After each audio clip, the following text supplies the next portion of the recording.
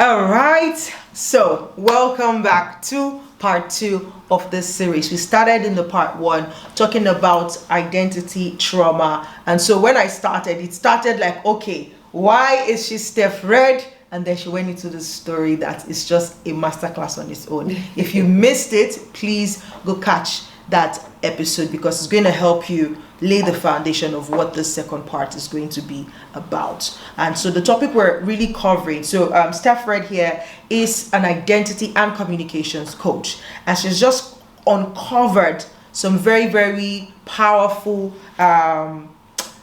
elements that we as humans need to know, need to understand to be able to live a wholesome life, right? Talking about you being self-aware, understanding your identity, knowing how to communicate that identity with the world so that you can show up as the better version of yourself all the time. And so in this particular episode, I want to continue on that conversation to now say, how can we really, beginning with self-awareness, what are some ways that we can begin to become more aware of ourselves, and especially in asking those questions, those soul-searching questions that will help us get to the bottom of the matter.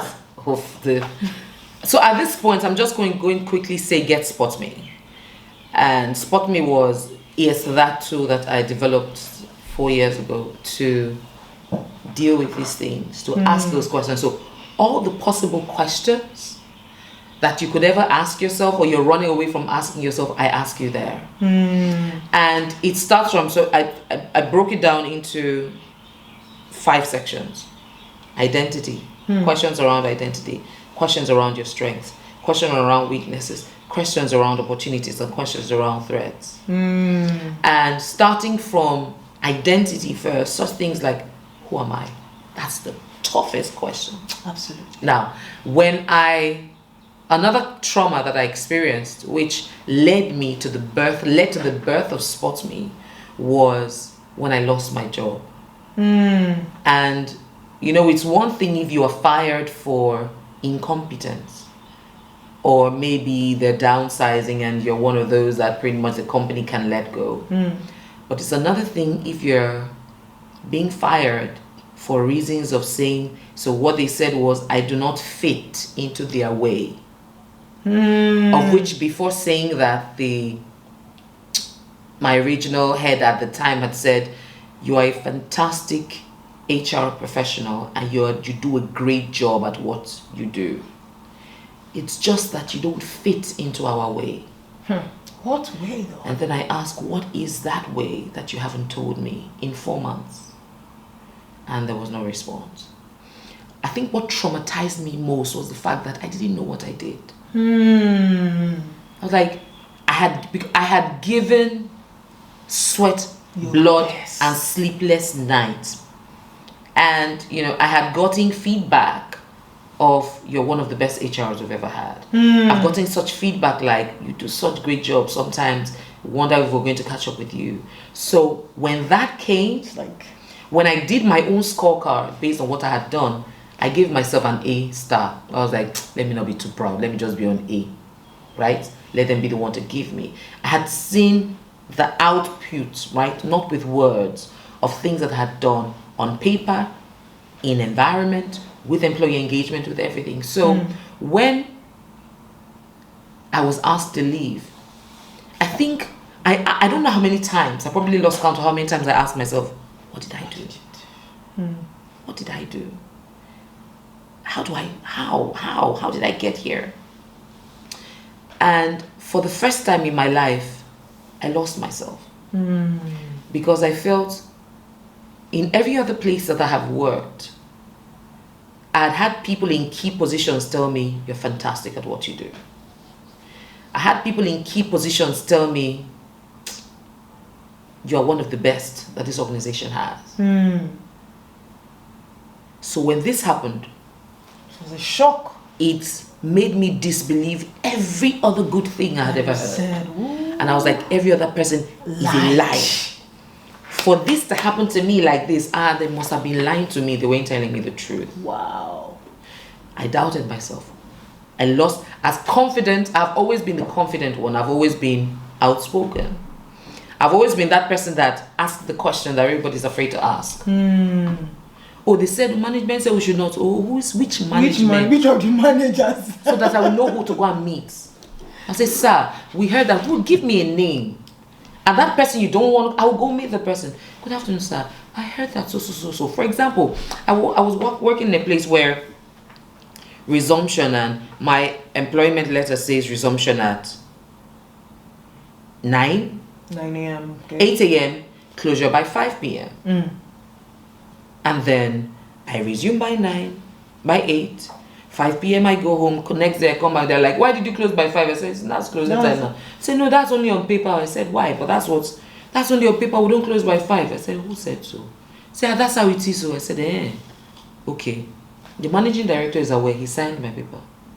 Let me go and meet him. I don't go and meet him, but why? And I went to meet him, like, sir, I'm being questioned that I left by 5. But that's because that's what's on my employment letter. Is there something else I need to know? And then he just all around that even if people close by 5, if you know your job, don't you know you shouldn't close by 5?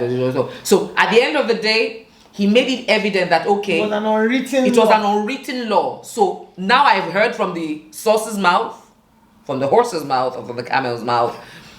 I know that, okay, I know what I'm running with, which is what we need to learn to do to avoid the herd mentality. The herd mentality is everybody's doing it, so let's do. Everybody's doing this. Oh, this is what is raining, let us do. Right? Jumping on without trends. jumping off every single trend, without asking where's the source of it, where is it going to, what's the benefit, long or short term for me? So, having been one that is so confident, I lost my confidence. I lost it so much that I remember when that first few weeks, when I lost my job, I told my children's nanny, if anybody comes asking for me, tell them I'm not around. And when the children come back from school, they say, Mommy, you didn't go to work. And I'm like, I didn't go. Because normally I come back late, they come home, and I come to meet them at home. And now they're coming to meet me at home. At home, and I'm like, what's going on? My brother-in-law came once. Oh, I'm like, I'm on leave. He came the next week, I'm on leave. By the end of the 4th week, I knew that I've left. This is no longer live. I've left it, right? But it was traumatizing, and it brought me to ground zero. And at ground zero was, now before then I would introduce myself. So who are you? Who are you? I'm StephREDD, a regional HR manager, Nigeria, and I call the other country I used to cover. I'm certified global HR practitioner, global HR senior HR, blah blah blah. So I used to define myself identity with by my status, by my job role, or if it comes to marriage, by my marital name. Because sometimes I'm like, I am. So if I want to prove to them, because there's now this unconscious thing of single women are not respected, which makes us react anyhow. And I'm like, I am Mrs. Kadiri. Status is what I used to define myself. So when I lost that job, I'm like, who are you going to say you are now? You not get work. So I can't sit with HR professionals because I feel I no longer belong. I can't sit with anyone 9-to-5ers because I feel I no longer belong. Wow. So it totally crushed my identity. And thank God I was already a certified coach at the time. So I did have a suicidal thought. Wow. The thought came of, just end it. And then I was like, no, I don't back down. I've never been that person that backs down. I fail an exam and I go back to do it. I fail and I go back because I am not one that leaves a Goliath undealt with. So I deal with the Goliath, I deal with his brothers, I deal with his relatives, and I move on. So I don't want to move into my future having something that I have not. No. So I go back and repeat that examination. I go back and repeat. I failed a professional exam. I went back and it cost me an arm and a leg to write it, and then I failed it, plus the money lost, plus the shame of failing it. And I said, no. If someone can This pass is it, I not the can pass. verdict. No. That's not the final verdict. I went back to write it. It's not over until I wrote it. And when I wrote it, when I passed it the second time, I said, "Where is your sting?" And this time, so at the time I wrote it in Nigeria when I failed it. The next time I was going to write it, they had moved it to Ghana. And then the first thought that came, because the brain is programmed to self-protect you, right? So the first thing that came of, if you are going to fail, it's going to be international failure. You are going to write it in Ghana. So that thing of, don't go. Are you sure? And I was like, and so it's the same thing with all the dealing with the fear of all that I've been doing since I came for this holiday. Yeah. Facing all those slides and going high, the fear for highs. I'm like, what if I win? Instead of saying, what if you fail? What if I win? The brain will hardly ask you, what if you win? You would have to teach it how to respond. Wow. So in that instant, I'm like, what if I win? I'm going for this. And even if I fail, I will come again. So I went in there and I prayed. And I said, okay, beyond prayer, all the things that I've read. When we finished the exam and it just shows congratulations, I started shouting. Woo! And then the invigilator was like, madam, you have to keep it down. I was like, you don't know what I have been through, where I'm coming from. Wow. And I was on the streets of Ghana, I was shouting, it was Global Professional in Human Resources exam. And there I was shouting, oh GPHR, where is your sting? Oh gosh, the excitement. I was like, yes! Victory is sweet. Victory is sweet.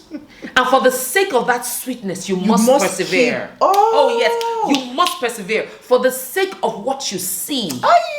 That's so deep. You must persevere. If we're going to plug that in as Christians, it's like for the sake of the glory. For glory of the goal ahead, you persevere. Carry the cross. Right? And that was pretty much it for me.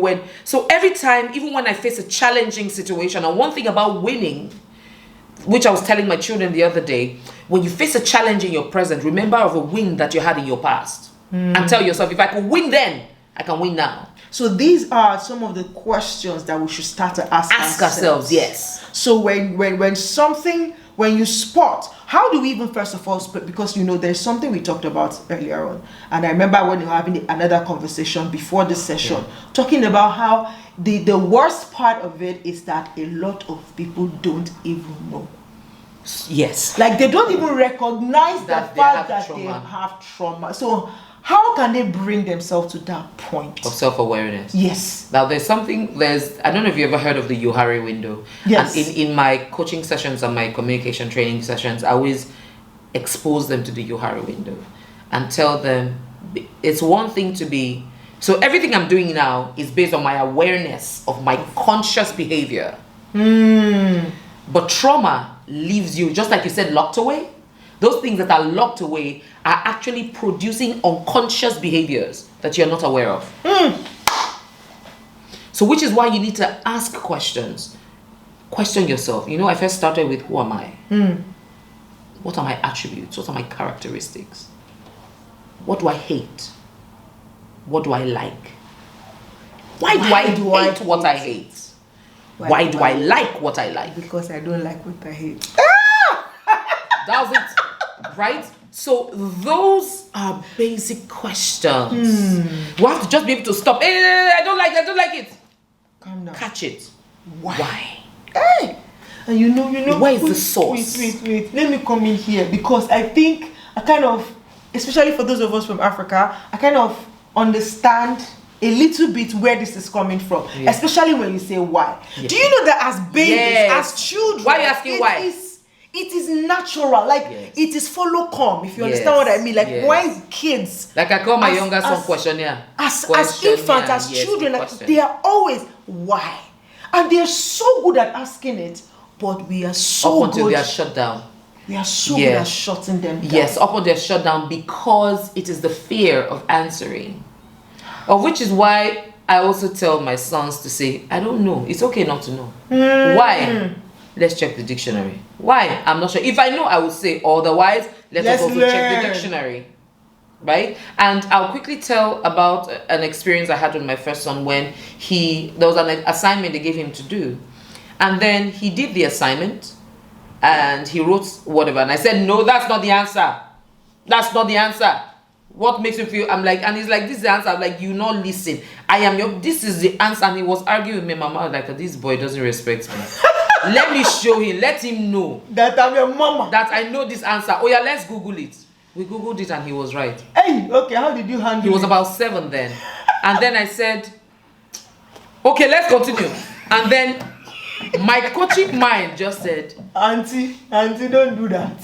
You are about teaching this boy, 1, how not to take responsibility for his wrong. 2, to be egotistical. And he's going to think it is okay. So in that instance, I swallowed, that was where, it was from there that I wrote this thing of pride is fat-free, 0% calorie, 0% is chewable. Know when to swallow it for the sake of the ultimate goal. What's the ultimate goal? To ensure that he has the right mindset. So I swallowed the pride. Heavy pill.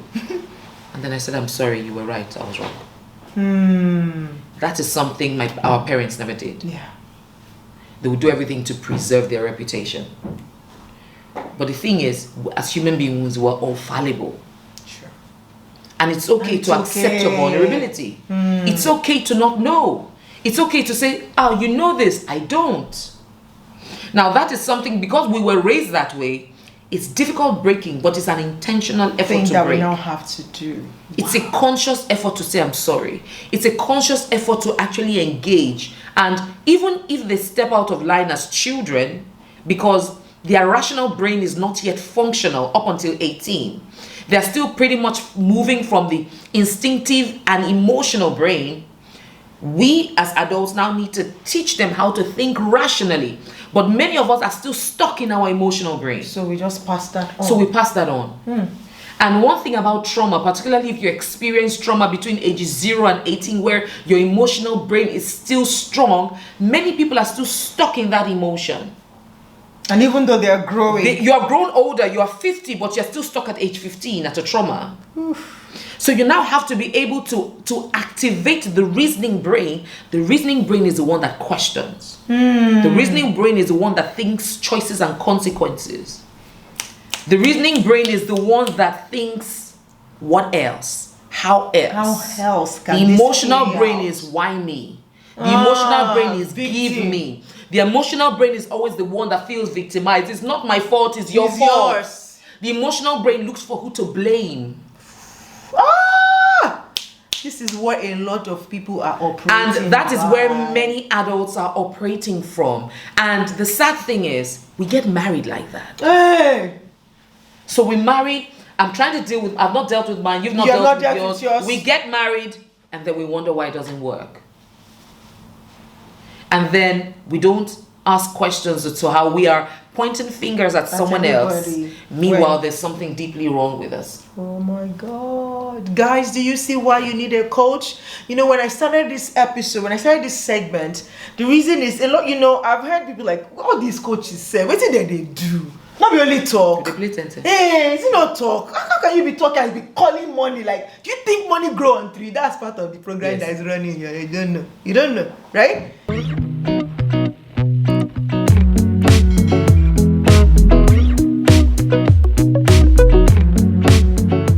So I was saying that people think like coaches don't do a lot. Like, what do they do other than talk? No, coaches don't just talk. They help you on your transformation journey. And if you've listened to this episode at all from the beginning, part 1 and part 2 now, you would know that, okay? You would have seen it. Like, if you really listened in and start to ask yourself some of the questions that Coach Steph here has raised, you will know that you're already on a journey to transformation. You're already on a journey to transformation. So as we kind of round this up, I just wanted to give us 1, 2, 3 steps in that, where we stopped was, trying to question yourself and how we can really begin to, that's becoming self-aware first of all, and now we can just ask those questions. Are there some, you've mentioned 3 already. You've mentioned the who am I question, then the why question, right? The why. So always question yourself why. But I have come based on my personal experiences, is that even the why question, sometimes we don't know how to answer it. I don't know if it's because we are running away from it. Or because the why is, in coaching, we are taught to use less of why questions. Oh, really? Because why could, particularly if you're speaking to someone, it's somewhat intrusive or considered antagonistic, like you're attacking. Like, why did you do that? Oh, okay. Right? Why did you do that why somewhat puts you in a self-defense mode. And you want the person to be forthright, forthcoming with whatever it is that is making them do what they do. Of which is the same thing when you are in a terrible situation. The last thing you want to ask yourself is, why me? Why did this happen to me? But rather ask yourself more questions like, what can I learn from this? What could I have done differently? What can I do now? How else can I do it? How else can I engage myself? Where else can I try? So such questions are what, where, how, when should I start? Which is where, particularly when you get into aspects of goal setting, is those kind of questions you should ask yourself. When am I going to start? When am I going to do this? How am I going to do this? Who am I going to collaborate with? I get that part, but I'm going to come back to the why again, because, for example, the first instance of catching our thoughts to say, I'm thinking this way. Why am I thinking? Okay, so that's when is the why question too much, or when does the why question becomes a defensive thing that it becomes like an attack? Like, how do you, because this time around what we're doing here is trying to understand how to question ourselves, not even question. So don't start with other people, start with yourself first. So how do I question myself with the why, to understand why I'm thinking the way I'm thinking, or why I'm reacting the way I'm reacting, that I don't get to that point where I'm now defending to my own self. Okay, so it's not, you don't totally wipe out the why question. Why question is important, has its significant role as well. Now, if it is someone that is already self-aware, the why question is good, right? So you can actually say, so for example, when you say, what are like 3 questions that I believe you have to be able to ask yourself is, 1, who am I? Which is a question of identity. And that also includes, why do I act the way I act? Why do I do what I do? What do I want to achieve? Who do I want to become? And I'm pretty much a backward forward person. Rather, I walk from the end. Is it backward forward or forward backwards? Forward backwards. Okay, you future face and then I future face and walk backwards. Come backwards or walk right. As against working from the present, because it's easier for me to make choices now based on a potential consequence or outcome that I have seen in my mind. So I know a lot of, let's live in the moment, let's enjoy the moment. I am present. When I mean I'm present, I know how to make the best of moments. I know how to enjoy, because anxiety comes when you are lost in the future that you haven't experienced, and then you're missing out on being present. Right? Now, anxiety is most often, which is part of what people trauma that go to trauma experience as well. You are anxious about a history not repeating itself in the future. And then you miss out on you miss out on making the moment the best of the moment. Yes. So that has happened in the past. I can't change it. The future is determined by what I do today. So there's really no future. The only thing we ever experience as human beings is a today. You lose today, it becomes the past. You never get to tomorrow. So you can actually affect tomorrow more by being intentional today. So when we see ourselves in that position of, who am I? How did I get here? Why do I respond the way I respond? Why do I talk the way I talk? Why do I dress the way I dress? Why do I think the way I think? Why do I eat the way I eat? Ask all those questions. What do I want to become? So then you can then... Who do I want to be? Based on that, How is what I am doing now limiting or leading me to that? Limiting me from becoming that, or leading me to becoming that?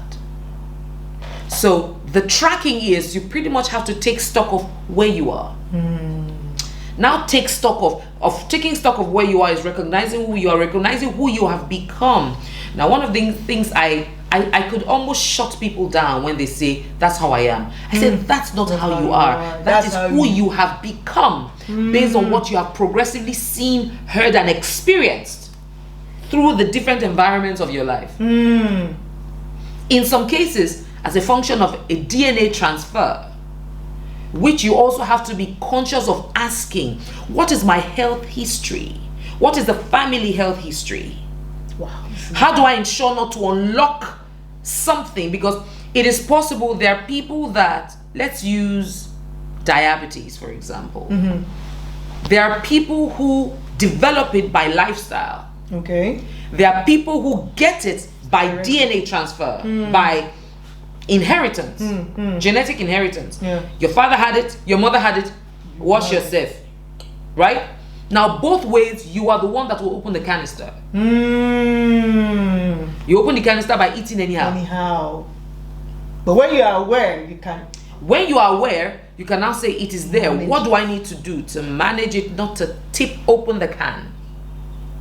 That is what awareness does.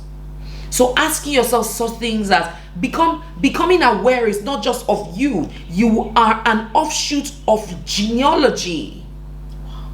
Where am I? What is the traumas that may have been dealt with in my line? And for those that are very religious, prayer does not take it away. It is your action that will take it away. Say that again, please. Oh, prayer does not take away bad behavior. Prayer does not take away rudeness. Prayer does not take away anger. Prayer does not take away emotional instability. You have to work it out. Work out your own salvation. You have to work it out. So when you have prayed, you are praying for strength to work it out. You are praying for strength to shut up when you need to be shut. You are praying for strength to swallow your pride when you need to, and speak to say I'm sorry, or to ask questions to clarify an intent that is not clarified. So that by the time you have prayed and you say it, you don't feel like you lost anything, but you now have the courage to do it. That is faith with works. But what we do sometimes is we just think because we have prayed about it, it's all okay. If you pray, you stay on the mountain, you do all you want to do, you don't come down and put your hand to work, probably waiting for something to happen. Hunger is gonna beat you. It's just like someone said, I want to have a child, you don't have intercourse with your spouse. Okay. It's not, there's only one immaculate conception. You pray about it, pray that everything aligns, that the eggs and the seeds, everything aligns, and then you meet. And then it happens. Right? So going back to asking questions, ask those, these are salient questions that we must ask. You're where, you're who you have become. Present, you're who you want to become. You're what you need to do in the process. Right, so those are significant questions that at least you must ask to now begin to track. So the longest part of it would be the how do I become who I want to become. The initial part, yes. So the initial part of becoming aware of who am I? How did I become like this? How did I get here? Those questions, yes, okay. So how did I get here? Okay, when you track all of that, that is voluminous on its own. Who do I want to become? Envision it. Where do I want to get to? Okay. What is the difference between that and this? So it is this. Okay. What do I need to do to fill in this gap? That is what you do progressively. So who you are and all the discovering is from past into present. Who you want to be is future. What you need to do to get there is present. You know, this thing you just said now, if you sit on it alone, it's okay. And it's one, for me, what I'm hearing is this is the reason that you can't be in competition with another person. You can't. You'll not be the because same. you on your own, you are a competition. You are a competition you with are yourself. Full competition. Your past versus That's your it. presence and your future. You're in competition with yourself. So you're looking at your past and saying, how did I get here? Does it look like if I continue on this trajectory, I am going to get to where I want to get to? Man, this has been a whole masterclass. Like, I don't want to take, because of that, please, if you need more, if you want to know more, if you want to understand more, if you feel like with everything they've said, I think I'm already diagnosing myself, and I think I feel that I've been traumatized one way or another. You've asked yourself this question: why do I act? Why do I react to this thing like this? And you've noticed that it was when I was 3 years old.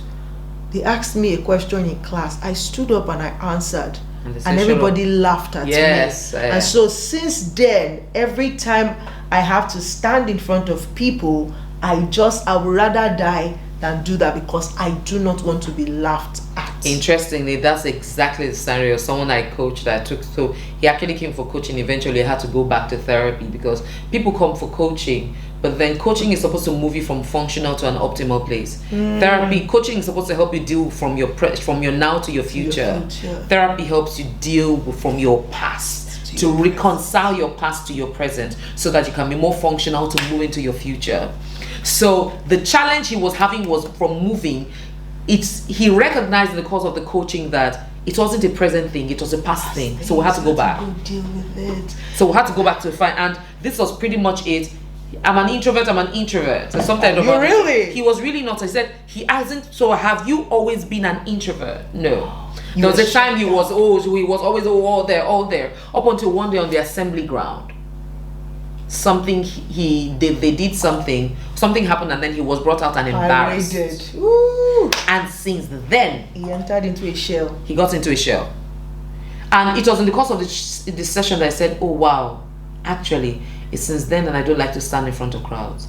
It's since then I don't like to speak in front of people. It is since then, secondary school, a full-grown man that calls himself an introvert was actually stuck in an experience of teenage years. And then you define yourself, I'm an introvert, that's how I am. I'm an extrovert, that's how I am. You define yourself by your past experiences. By your past experiences. That's what you can hold on to.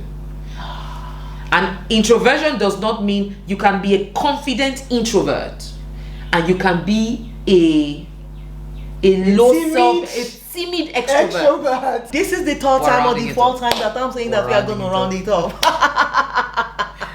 But we are going to round it up. So thank you so much. You're welcome. Thank you so much. Thank you so much for, this is such an in-depth session, and this is the reason why you need to work with a coach, because sometimes a coach is not even what you need, but when you work with one, they can help you decipher what you need. They can help you, they can point you in the direction of what the issue is, because most times coaches, like the last coach I featured, which episode is going to drop soon, says, as a coach, I don't talk, I listen.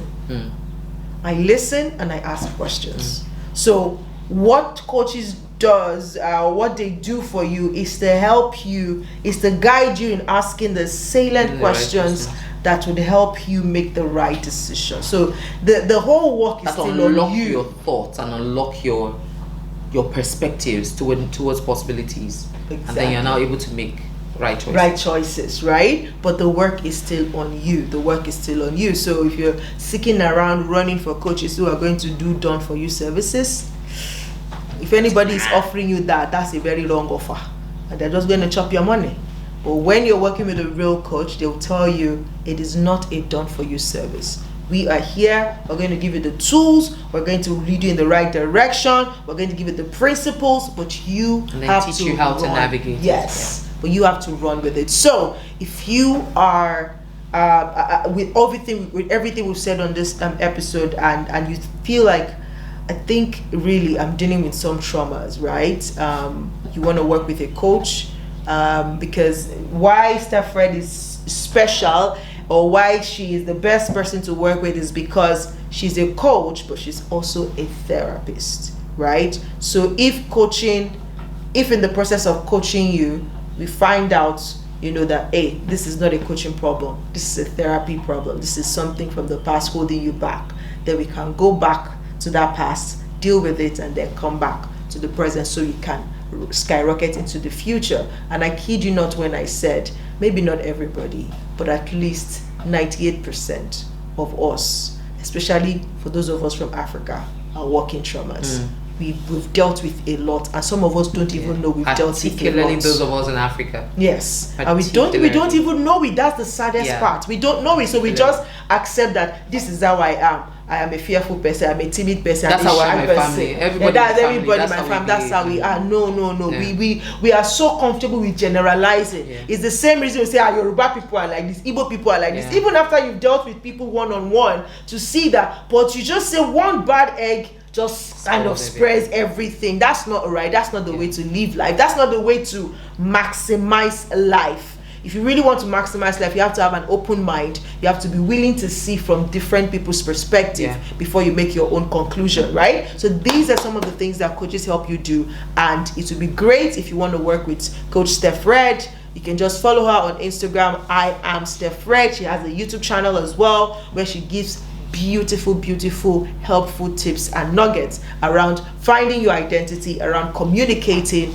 properly and communicating effectively. So she also does trainings for corporate bodies, retreats and things like that. So you just want to plug in, really. I'll leave the link to all of our channels, Instagram, YouTube, as well as LinkedIn, if you want to work with her corporately, and you can connect with her and go work with her. Thank you so much for being a part of this conversation. I don't know, I guess at this point it could be part 3 or part 2, I don't know, until post-production. But if whatever this is for you, thank you so much for staying through the series, and thank you for being here until I come your way again on another session with another coach telling us what area they're covering and how they can be of help to you. My name is the Energetic EJ. Once more, thank you so much for being here. Thank you for having me. Bless you too. Thank you. Thank you, everyone. Goodbye, guys. Bye.